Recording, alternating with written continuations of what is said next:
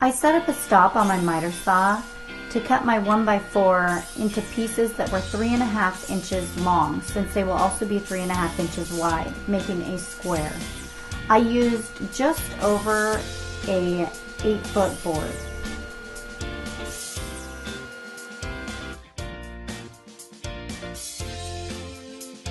Next, I took 200 grit sandpaper and I just sanded off all of the rough edges so that none of the kids would get splinters when doing the project.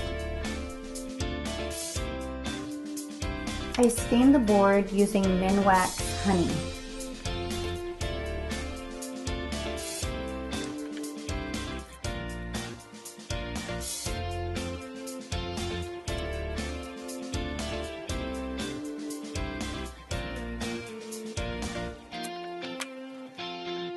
Using my Cricut machine, I put 9 pumpkins on a 12x12 sheet of vinyl, and then I just cut them the same size as the boards so that they would cover the board as closely as possible and be centered on it as well.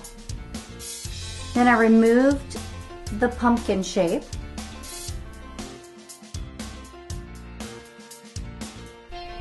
So the ones that I made for the classrooms, I used the transfer paper and set up the vinyl on all of the boards beforehand so that when I was there, I was able to just pull them out and the kids could paint and be done. Since I'm not allowed to do video in the classroom, I had my daughter do one just so you can see how it's done. And she's just applying one thin coat of the orange chalk paint with a sponge brush. Totally easy to do and kids can't mess this up. And once it's about 90% dry, I remove the vinyl.